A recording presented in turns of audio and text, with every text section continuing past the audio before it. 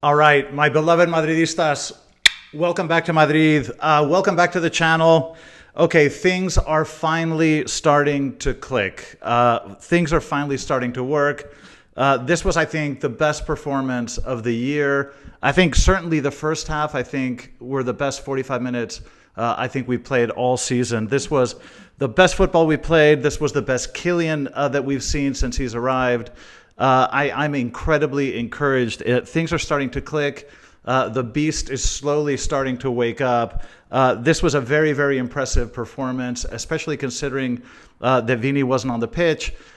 This is a fantastic way to close out the year.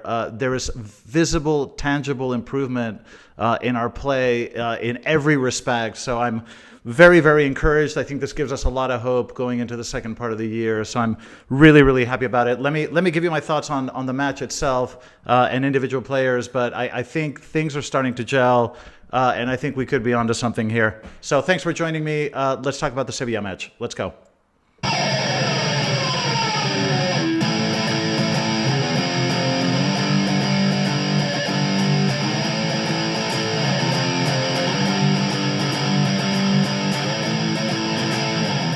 All right, Madridistas, welcome back. Okay, who would have thought, please tell me, who would have thought with all of the problems that we've had this year, with all of the injuries that we've had, with Kylian, the issues that we've had, adapting him and moving players to new positions, the tactical problems, and like I say, the injuries, who would have told us that we would be on top of La Liga and competing in the Champions League? It's extraordinary considering everything that's happened. Look at where we are. It's really not a bad place to be. And it gives you an example of the level of demands and expectations at Real Madrid. I mean, look at where we are. I don't think most other teams would complain, but you would think that we were in last place just by virtue of all the noise and static. But look at where we are. We're in actually a really, really good position. Let's talk about the Sevilla match specifically. Okay, the lineup. As you know, Vini wasn't available for this match. Ancelotti chose Camavinga in the left-back position. He chose Tchouaméni again as center-back with Rudiger. So the lineup was sort of a 4-3-3, which, typically I don't really advocate, but the last two matches, it's actually worked quite well. We had Courtois, obviously, in goal, Camavinga, like I say, on the left, Lucas Vázquez on the right, Rudiger, Tchouaméni in the middle. The midfield was Ceballos, Fede, and Jude. And then plenty of firepower up front with Rodrigo on the left, Kylian in the middle, and Brahim on the right. Like I say, this is the second time that we play a sort of 4-3-3, but it actually worked. This was, in terms of the match itself, from the very first minute, this was high energy, high intensity, very quick passing, very good movement off the ball, a lot of intensity, players moving very quickly, very aggressively, pressing in sync. So we were quite effective in terms of pressing the ball. One thing that you notice, especially in the first half, we absolutely carved Sevilla into pieces with long balls, diagonal balls to the wings. We did a tremendous job in transition play. We got the ball to the wings very quickly. When you're able to do that, you give the wingers so much space and freedom to create danger. And we were able to do that really, really well. Another thing I think that I noticed in this match is we were able to combine short play and long play very, very well. And if you can do that, you're a very hard team to beat, because if you're able to pass the ball very well in short spaces, quick combinations, 1-2s, and you can get out of trouble and create in short spaces, but you also have the permanent threat of the long ball, to the forwards who are making runs. If you can combine those two things, it makes you a very, very difficult team to play because it's very hard to defend against both things. But I think we did that very, very well yesterday. We were playing very well in short spaces, creating when we were positionally in attack, but we were also able to create on very quick counters and threatening, very good diagonal balls to our forwards. So I think it was, especially the first half, was just a phenomenal performance. The first goal, okay, we have to talk about Kylian's goal. This was an absolute nuclear bomb. I mean, the power he put into this shot and the precision was just extraordinary. This is the Kylian that we've been watching for years, and he's starting to show up in Madrid now. If you just think about all the opportunities that Kylian has missed up to this point since he arrived in Madrid, if just half of the other ones had gone in, we'd be looking at some pretty staggering numbers. And if Kylian starts to improve his finishing, we could be onto something, because the first goal was absolutely spectacular. It was just an absolute nuclear bomb, I think unstoppable for pretty much any keeper. In the 19th minute, again, we were very comfortable in the first half. We were creating all sorts of danger. In the 19th minute, another absolutely unbelievable shot by Fede. This kid has a right foot that is, difficult to describe. I mean, when that shot went in, at first I thought it took a deflection, but it didn't. If you look at the replay slowly, the ball does not take a deflection, but it's hit so hard, with that kind of like knuckleball type shot where the ball doesn't have any spin. You hit it dry with no spin, and it keeps the ball down, and it keeps the ball from going up, and sort of, it was an absolutely incredible shot. Again, the goalkeeper it was hit with so much power that, unless the ball went directly to the keeper, that was going to go in. It was just no chance for anybody to stop that. Absolutely fantastic. The 3-0 was the goal by Rodrigo. Fantastic. It was in the 33rd minute. A fantastic team play. Just very good ball movement, very good combination play, moving the ball up very quickly. Rodrigo just very instinctive, hitting that ball exactly as it came. Wonderful play, wonderful team play. Now at 3-0, obviously, teams tend to relax, and you would expect that. I didn't expect that would happen so quickly. Only 2 minutes after that, Sevilla scored the 3-1. This was a header. Now, this was clearly a lapse in concentration defensively. As that ball is crossed, you'll notice you have Tchouaméni in front of the Sevilla forward, and then you have Lucas Vázquez behind him. But the distance between each of them and the player was too big. Neither man was really, nobody was really marking him. So the header was pretty much unmarked, and that was just a defensive lapse. Tchouaméni has done a pretty good job, I think, as center back, but I think in situations like this, you can tell maybe it's not his natural position, because you're not supposed to just, you're supposed to be very aware of where the man is, not just ball watch when a ball is going into the box. So that was a slight mistake by Tchouaméni, but anyway, by the way, just a small interjection here before I continue. This number 11 guy who plays for Sevilla, I think his name is Luque Bacchio. I don't know if I'm pronouncing it correctly, but this guy is really good. This guy's a really, really good player. Keep him in your mind, because this guy is really good. He reminds me a lot of Dembele. Incredibly quick, dribbles very, very well, very hard to get the ball off him, and creates danger really well. I mean, this guy's a really good player, so keep your eye on him. The second half started kind of as you would expect, with a slightly less intensity given the scoreline, but not really suffering in any meaningful way. I don't think Sevilla had control of the match at any point. In the 52nd minute, the 4-1 was just a fantastic, again, another beautiful team goal. The pass from Kylian is a first touch to Brahim. It's a first touch which makes the pass quick enough to beat the offside. Brahim with a wonderful first touch, directing the ball to where he can shoot, and a very composed finish by him. So the 4-1 was just absolutely fantastic. Again, after the 4-1, obviously the level of intensity declines a little bit, but we never really felt like we were not in control of this match. And then in the 85th minute, you had this fantastic goal by Luque Bacchio. Again, I think this, the ball went in the only place it could, in a tiny little space in the first post. But it was a very good goal from, I think, a very good player. But overall, this was a very good performance, very high level of play technically, a very high level of play in terms of physicality and intensity. And it really does feel like things are starting to click. And I'm just incredibly encouraged. And like I say, considering all the things that have happened, we're really not in a bad place. In terms of players, Courtois, I think, was okay. He made a couple of really fantastic saves, but he did make a couple of mistakes as well. So I wouldn't necessarily blame him for the goals, but I think he had a sort of okay day. A couple of good saves, but a couple of situations where I think he wasn't too sure of himself, which is kind of unusual. Lucas Vázquez, I think, had one of the best games that I've ever seen him play. Now, we know that he has struggled defensively in previous matches, and if you put a very good winger against him, he does sometimes struggle, and we've seen that over the past couple of years.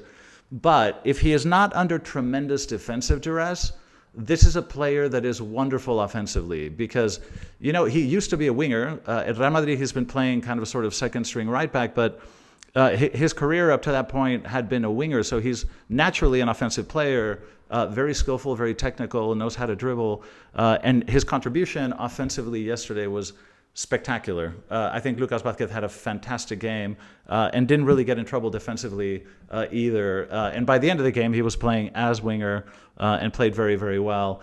Okay, Tchouaméni, I think, Tchouaméni was sort of so-so. Look, he has been good playing that center back role. I think we have to give him credit for that. He's done a very good job, but he did have a couple of small mistakes that just remind you that he's just not a natural center back. And of course, I'm referring to that first Sevilla goal. So I think Tchouaméni had a so-so match, some good things, some bad things. Rudiger, I think, was much more consistent. He was much better, very resounding, always defends very well, especially in the air. But he's just a very physical guy. He just always brings a lot of physicality. I thought Rudiger was excellent. And one thing that I did notice in Rudiger's play, he had a couple of absolutely beautiful switches of play. So those long balls that Toni Kroos used to master better than anybody, I think, ever, those long diagonal balls where you're switching play and you're forcing the other team to kind of reposition, but you're finding space in those situations, those beautiful switches of play, Ancelotti has made Fede and Rudiger kind of responsible for those, and they've both been doing a very, very good job because Rudiger had a couple of fantastic switches of play, beautiful long passes, very accurate. I was really impressed with that. Camavinga, I think, was very solid in left back. A couple of little slip-ups here and there, but he's a very versatile player. Even when he makes a mistake, he's so quick that he recovers very, very well.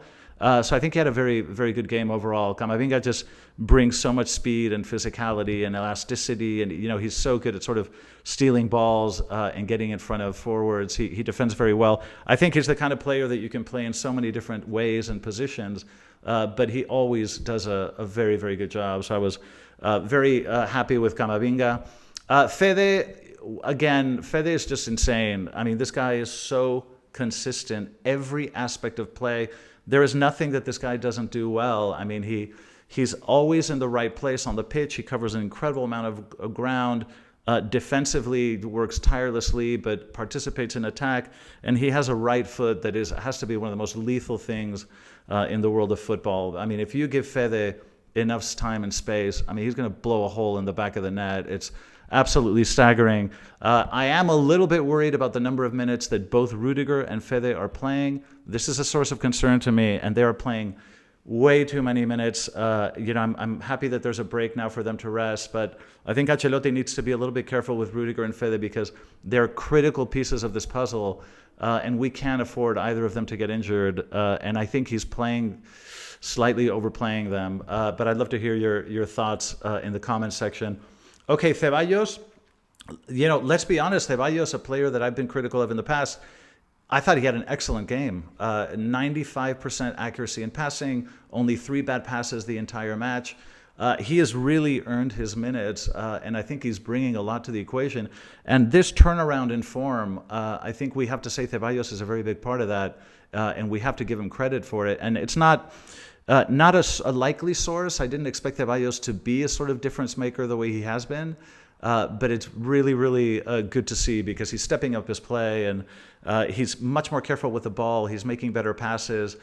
He's not taking the risks that he used to take. And he seems to have matured a lot into this role. And the consistency seems to be favoring him. So the more minutes he plays, I think he's growing into his play very well. So I think Ceballos had a fantastic game. Jude had a brilliant first half. I think in the second half he felt a little bit tired. He looked visibly a little bit tired. Again, Jude exerts so much energy every time he plays, but I think his first half was absolutely fantastic. His transition play, his vision, his link-up play is incredible. As you know, defensively, he works his ass off. I mean, the guy's just constantly going to ground. But, one thing about Jude that you guys, I'm sure, noticed, Jude has a very unique ability to protect the ball and hold the ball. And because he can turn, he's totally ambidextrous, and he can turn beautifully in either direction, and he's got that physicality. Jude is very good at holding the ball and buying time until the right player makes the right run. So he ends up creating a lot of play because he has the ability to hold the ball until he knows where that ball needs to go, until somebody makes a good run. So he has very special attributes that I think make him a difference maker every time he plays. I think Jude was fantastic. Got a little bit tired in the second half. I'm glad to see him kind of come off and get some rest because he's another one of those players that I think looks overworked to me. Okay, Brahim, another excellent match. This is a player that just, I mean, he's so quick. He dribbles so well. He creates chaos everywhere he goes. But his passing yesterday I thought was fantastic. He's reading play very well. I thought he made a couple of fantastic passes and of course scored a wonderful goals. I think Brahim played a wonderful, again, one of these players that's really stepping up and playing wonderful minutes for us. Rodrigo also, I think, a very, very good game. I think he combined very well with Kylian. There was a lot of switching up front, but they're looking a little bit more comfortable playing with each other. Things are starting to look a little bit more natural. But he looks like he's back in form physically because when he first came back from that injury, he looked a little bit off to me, kind of a little step too slow. I think he has his speed back, and Rodrigo yesterday was the Rodrigo that that we've come to rely on in key moments. I think he played very, very well. Okay, Kylian, obviously the sort of star of the show. I think he's looking a lot more comfortable in that number 9 position. He looks faster, quicker. He's a little bit more decisive. His finishing is improving. A lot of these balls are starting to go in now. As you notice, he's finally conquered the offside issue. A couple of games there, he was constantly offside, which was irritating as hell and very disruptive to our play. He seems to have completely corrected his positioning on the pitch. He's playing much more in sync with the rest of the team. But I think this is the kind of goal, the recent performances are the kind that are really going to give him confidence. And I think he's starting to look and feel much more comfortable in that 9 position. So Kylian played, I think, probably the best game since he's arrived. And he's starting to look amazing. Like I say, if this guy starts putting him in the back of the net, all the chances that he's missed, hitting the goalie, all the one-on-ones that he's missed this season, if he starts to make just half of those going forward, we're in for a very good second half of the year.